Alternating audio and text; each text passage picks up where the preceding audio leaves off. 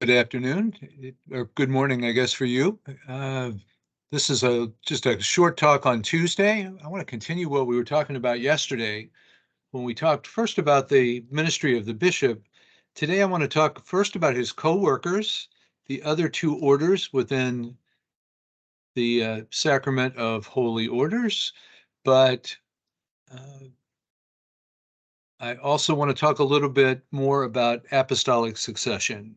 So that's going to be our plan today. I don't think it's going to take us long, and you can move on to today's program.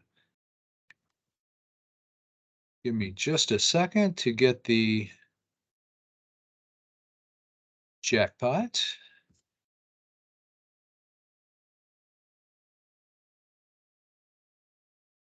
All right, so continuing on, we talked about the first and the highest rank of orders. And so in the church today, we consider that there are three orders: bishops, the second order is priests, and the third order is deacons.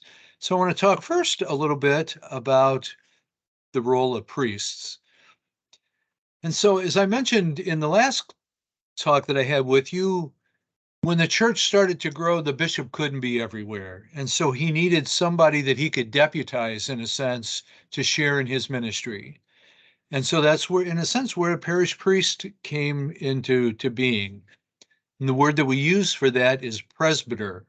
Uh, the presbyters, and we call them as a group the presbyterate. And again, probably something you will learn in this class and may not ever get to again. But the role of a priest, and you might recognize this one, this is Father Beatty, Father Stephen, who comes and prays with us occasionally.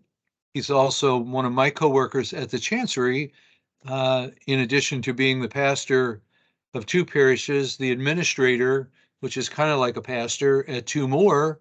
He's also the vicar general. And so when the bishop is away, like he is when you're listening to this, the vicar general acts in the bishop's stead until he gets back with the bishop's permission. And so every priest relies on the bishop to function. And so what happens is, even though you're a priest and you're tied to a local church, so like Father Stephen is part of the Diocese of Belleville. And so the intention would be that he would spend his whole life in ministry somewhere within the confines of our diocese.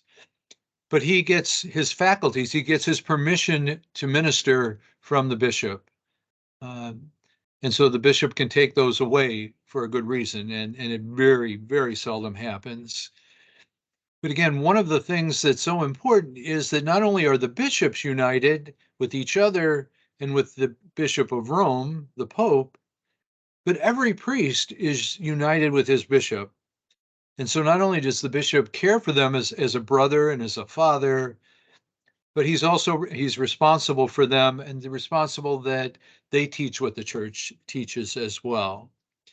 And so that happens in kind of two different ways.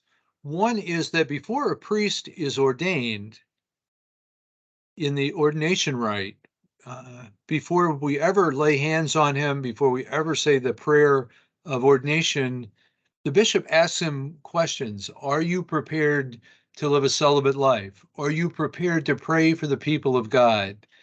And one of the questions is, do you promise obedience to me and my successors?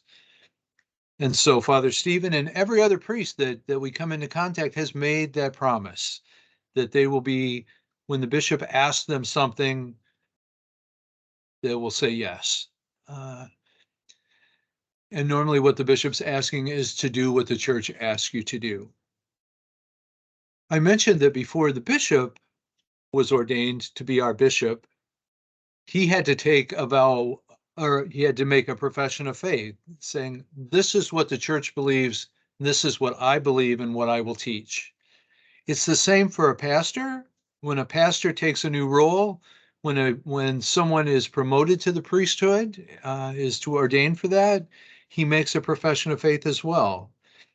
So that, again, what's been handed on from the apostles through the bishops for 2,000 years isn't going to get lost because this guy goes rogue. That a priest is always going to be in relationship with his bishop and what the bishop teaches, and the bishop's always in relationship with the Holy Father and with all that's been passed on to the church. So I think that's an important thing for us to remember, that very seldom are you going to find a rogue priest or a rogue bishop or a rogue deacon. And so someone, again, like Father Beatty has four parishes and a role in our diocese in the governance.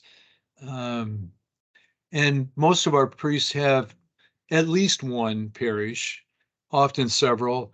And so their primary job is to lead the community in prayer. They're the ones who lead us, particularly in the Eucharist, but confer the other sacraments that they're able to confer. They're the ones who lead the parish in governance. They're also the ones, in many cases, who are the ones who animate our koinonia. They're the ones who animate our diaconia as well. They're the ones who help the parish to reach out and not get stuck in and kind of closed in on itself, but rather that we're concerned about those who are hungry in our area. We're concerned about those who are homeless, those who are homebound, those who are in a nursing home. So that's an important part of their job, but they share that with the third order. So the third order is the order of deacons. And you'll recognize this deacon, and this is a mugshot of the parish Dougs. So Deacon Doug, and on the right is Joe Hamilton's dad, Doug Hamilton, uh, and Doug McKenney, who works in RCIA in helping people come into the church with me. So I was getting ready for Mass, and it just ended up that all the Dougs were in one place. But again, you recognize me. Hopefully, when you saw that, you said, "Oh, there's our favorite deacon." I hope. Pardon me. So the deacons from the very beginning have been called to primarily to service. They're the ones who have been the ones who, particularly in the tradition, have been the ones who saw where there were needs, like the needs of the Greek widows or the Greeks of those who were going hungry, and tried to find some way to meet that need using the resources of the parish. And so that's always been at the center of who a deacon is. But as if you look in the stories of St. Stephen and the first seven deacons, one of the things that you find is not, they absolutely did what they were called to do, but they just couldn't help but talk about the good news. They couldn't help but talk about the fact that Jesus had made all the difference in our world. And so one of the things that you find deacons doing to this day is that exact same thing. And so, as you saw a couple weeks ago, a deacon is allowed to preach at Mass. A deacon often teaches, not just in a classroom, but uh, again, I work with people who are coming into the church to help them prepare and learn what they need to know to be a good Christian. I work with and share the word with people who are preparing to have their children baptized. I had a meeting with First Communion parents and talked about the importance of faith with them. And then there are some sacraments that, as a deacon, I can celebrate myself. I don't do Mass. You know, it's not one of those things that a deacon is called to do, but I do baptize. I do bury people. I do marry people. And so I have a role in the sacramental life of the church. Another thing that a deacon does, traditionally, they've been called the eyes and the hands of the bishop. And that kind of goes back to that time when the bishop was much more local, that the deacons were the ones who came to the bishop and said, "We have a problem with the widows not being taken care of, or we have a problem that the children aren't being raised in the faith. And so we got to do something about that." Uh, and then likewise, the deacons who were the bishop went to, who are the people that the bishop went to say, "You're right, we do have a problem with this. Here's my mandate. Here's some cash. You go take care of it. You be my hands. You be the one who does the work or calls people to do it." Um, Again, my work is primarily both in the parish. You know, I think we can consider what I do at Althoff part of my teaching ministry. And then I have an administrative role in assisting the bishop with many things. And so I get tied up there, but a lot of my brother deacons do things like work in the prisons when they can get in. They're chaplains to police departments or fire departments or other groups that need a chaplain. Um, all of us at one time or another have the privilege of going and visiting the sick and the homebound. So uh, there's lots of ways that we can get involved in justice ministries and in healing ministries.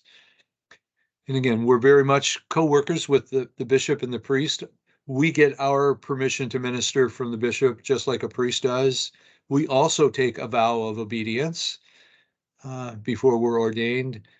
And every time I go into a new role, or any other deacon goes into a new role as a deacon, he once again makes a profession of faith saying, yes, what I'm going to teach is what the church teaches. And so one of the 7 sacraments that Trent declared that we have is the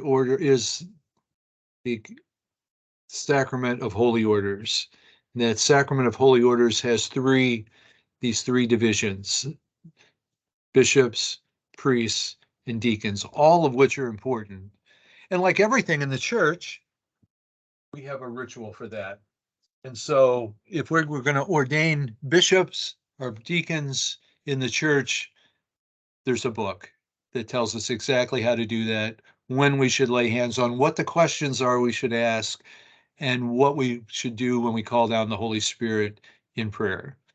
And so the same book, just in different languages, is used in every diocese in the world. The other thing I wanted to talk about today, just one more time, and maybe in a little bit different way, is the importance of the papacy and the successor of Peter. Now, I just said a minute ago that there are 3 orders: deacons, priests, and bishops. And the Bishop of Rome, when he is elected from amongst the cardinals, becomes the successor of Peter. The Bishop of Rome takes the role as the successor of Peter.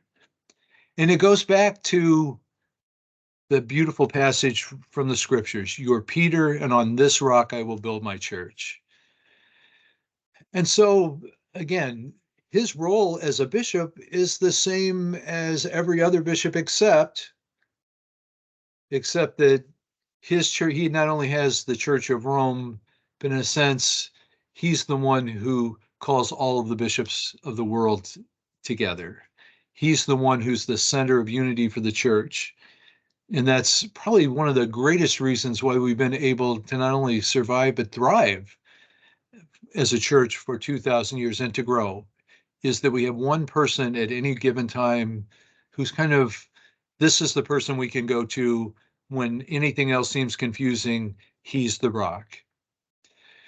You know, the lots and lots of different names have been given to the Pope, lots of different titles. One of them that you see, particularly when you're in Rome, is we sometimes refer to him as the Holy Roman Pontiff. And that comes from the phrase, the Pontifex Maximus, the great bridge builder. And so that was a term that Leo the Great gave to his office when he was the Pope. And so he's the bridge builder. He's the one who builds the bridge of unity between all of the churches of the world. And he's also the one who, in our name, reaches out or calls us to reach out to those who are separated from us, to our Protestant brothers and sisters, and to the Orthodox. As we talked about a week or two ago, the Pope is the sole leader of the church, and that was one of the issues that led to the Great Eastern Schism. You know, they're like, no, all of the most important bishops, the patriarchs, should all be equal, and the church has always said no, and we've seen that time and time again through various councils through the history of the church. One of the councils that talked about that, and as I told you, there have been a lot of councils, and we've talked about 4 of them recently, The one we didn't, and we talked about Vatican II last week when we talked about worship, but another council, Vatican I, which happened in the 1850s, also talked about how important the role of the Pope is. And they added a new piece to that called papal infallibility. And this is one of those things that all Protestants and probably 50 or 60% of Catholics do not understand. So, well, of course the Pope makes mistakes. How can he be infallible? The answer to that is that's not what that the Pope never makes mistakes is not what infallibility is at all. What infallibility is it says that the Pope will not make a mistake. He's preserved from error when he's teaching dogmatically as a matter of something that we must believe on matters of faith and morals, and it only is when he speaks ex cathedra. And so what that means is that it's only in specific things. If the Pope says it's obvious that in every bathroom in the world, the toilet paper should roll over the top and not underneath. Well, he can say that, and many people will agree with him, but he could be in error. I don't think so, but he could be in error about that. It only works when he's speaking on matters of faith or morals, and he's speaking about something that's central to the faith. And when he tells us in advance, I'm speaking from the chair, I'm speaking in my role as the pontiff, I'm speaking in my role as the Pope. And so I would suspect that Pope Francis would be the first to tell you that he makes countless mistakes on any given day, which is why he too goes to reconciliation, why he too has to sometimes just tell people, I'm sorry, I messed that up. And he does those things. But when he speaks on a particular matter, ex cathedra, dogmatically, he can be infallible. And to show you how narrow this is, we've only had this as part of the arsenal of papal things for 150 years, 170 years. And in all of that time, we've only used it twice, and we've only used it to talk about things that everybody had agreed with forever. And we just never really said, this is what we believe. And so one of those was one of the this declaration on Mary called the Immaculate Conception. We would have celebrated it before Christmas, December 8th.